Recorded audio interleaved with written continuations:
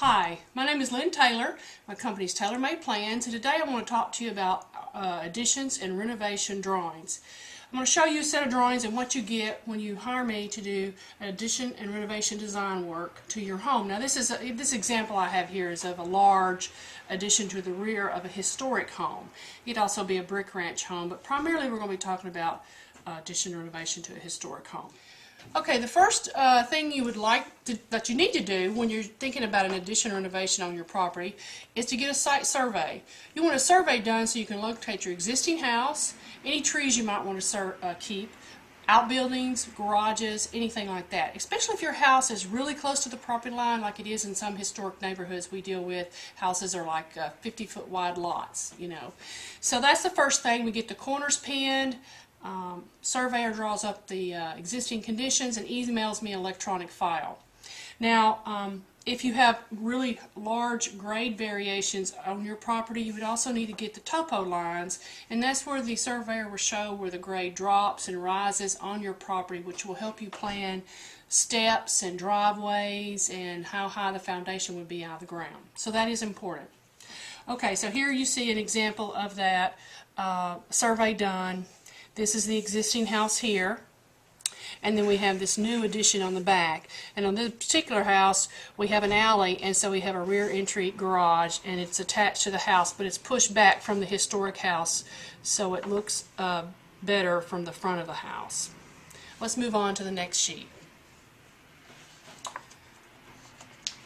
When doing addition renovation to a house, the first thing I would do is draw the existing house and all the conditions inside my computer and have it ready to go to add on to it. Now, even if you do not hire me, you would still want someone who's familiar with this type of work, someone who understands how an old house is built. You know, sometimes you've got to crawl into the attic, sometimes you have to crawl under the house, but most of the time, many of these houses have the same continuous types of construction because of the era they were built in. There was kind of guidelines of how they built back then. This house right here that I'm showing you is a craftsman home. So right here on the drawings you'll see that the existing remain part of the house is lightly grayed back. This is the first floor and the second floor, and then the dotted lines, how I show it, is the demo work to be removed, things to be removed from the home. So that's how I differentiate between existing, demo, and new work. So it's very clear to you what you're going to be removing from your home and what you're going to be keeping and what you're going to be adding on. The contractors like this. I get a lot of compliments on how they can tell the difference from the new and the old work. Sometimes you'll see drawings from people that won't necessarily, it'll be difficult to show that. So again, if you're hiring someone to do addition renovation to your home, or just a renovation or an attic build out, ask for samples of the drawings to see the kind of work. What are you paying for? In the end, what will it look like? Okay, this next sheet is the first floor, and this is the new construction. And here we have this square here is the existing to remain, and we almost doubled the square footage of the house. Again, the gray back lines are existing to remain, and the new work is darker lines. And here we've added on a family room. We've extended the kitchen area. We have a new laundry room and a mudroom that connects to the garage, and the garage is pushed back from the existing house and has a rear entry garage from the alley. This isn't a historic overlay, and this addition was approved by the Historic Commission. And this is the final construction drawings, and on my website I have a document in the addition renovation service section that talks about what you get in the schematic phase and then the construction drawing phase. And these are finished construction drawings, what I am showing you here today, and you'll see all the notes and the dimensions and section codes on them. The next sheet is the second floor, and it's primarily the same thing. You have the existing remain house. We did just a little bit of work in there, but primarily connected with the existing dormer back like a hallway to a master suite.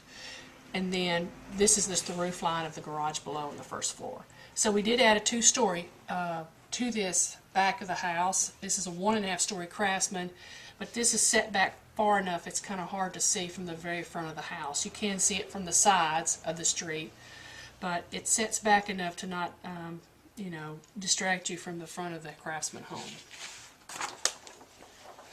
Once we get our walls, new construction, demolition, where we want it, I'll move on and start doing electrical layout. So you'll get a sheet with electrical symbols, showing you where to put all the lights, and would work through that, like customize it to your needs and that kind of thing.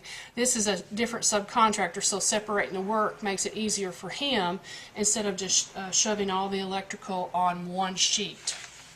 This is the first floor, and here's the second floor.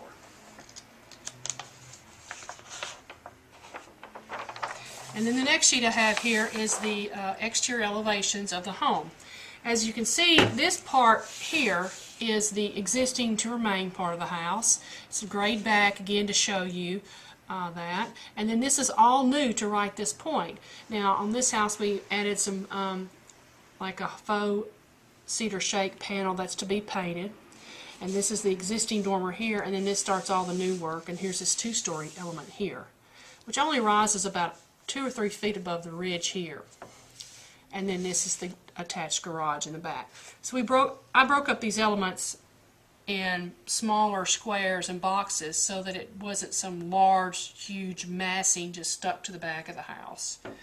And this is the front, and on the front you can see how the garage peeks over to the side, and then this part rises up over the existing. They also put a new roof on here too. And since the garage was facing the street, I recommend a little bit better designed garage doors. This is just one garage that faces the front street. There's a simpler, inexpensive garage door to the back.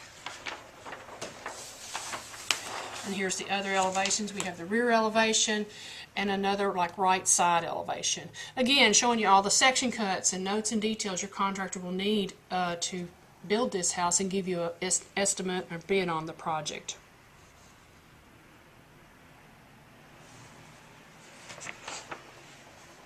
And then we get to my A4 sheets, and this sheet here is all the sections and details for your home. They have to be customized and tweaked for your particular condition. Sometimes I'll have sections that have part existing work, and sometimes I'll have sections that's all new work. Here's the new two-story section in the middle here, and over here we have the one-story garage section. And then these are details here to get the new part to kind of resemble the first the existing part of the house. I do not have wood pieces custom milled to match exactly the historic house. You kind of want to know that that was a new part added onto the back of the house. And also too, it costs a lot of extra money to have something milled to exact specifications. And what I do is I take materials you can find right off the shelf and kind of design them in such a way that it resembles the historic, but it's not totally exactly the same. So you can save money, you get the look, and we've used the best of man-made products and wood products. So I do a combination of both.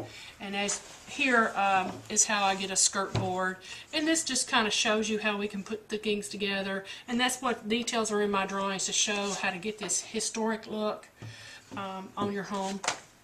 I also have some more contemporary style homes, and so we can add a more contemporary feature to the back of your house by just changing these type of details out on the drawings. Here's some more details. This house had a porch, so usually I'll have a porch sheet with more porch details or trim details. As you can see here, this is all the way you would want to replicate the historic detail. Not exactly, but with modern materials, so you're not doing a lot of customization. And then we get into these S sheets, which these are the structural drawings, was what I'm calling them. I'm not required by law to have a structural engineer review any drawings, or I'm not required to create any framing plans. You may have seen drawings, or you may have purchased drawings where there was no framing plan, there was no foundation plan. I feel it's really good to go ahead and have these things done, to have an engineer look at them. I have a Tennessee engineer look at the drawings. They make sure the footings are sized properly, beam sizes, and make sure the framing is going to work. So I'm looking at laying out the framing in an efficient way. Sometimes we got to think about mechanical systems going through the floor, think about plumbing and how you're going to get that up and down. So I provide a foundation plan, framing plans, that's the floor, ceiling, roof, and framing and wall framing and footing details.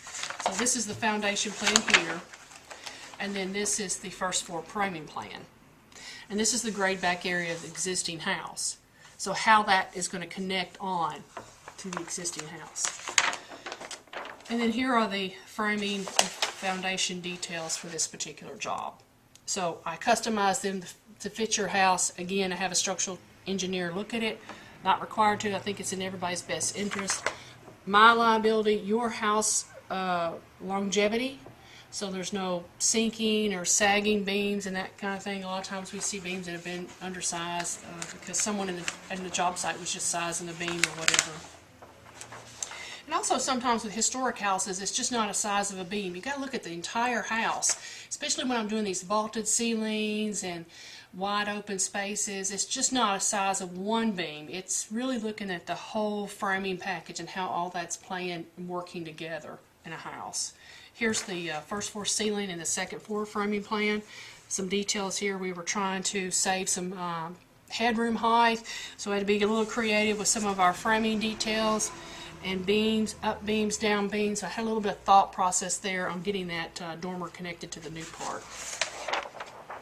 And then here's the roof framing plan, showing your ridges and valleys and those kind of things. And here we're connecting the new roof, connects right over to the existing roof, your existing ridge here. Again, the existing work is screened back to kind of show the difference so you can see exactly how all that's going to work together. So it's a very thorough set of drawings. Very detailed. This process takes several meetings with the client.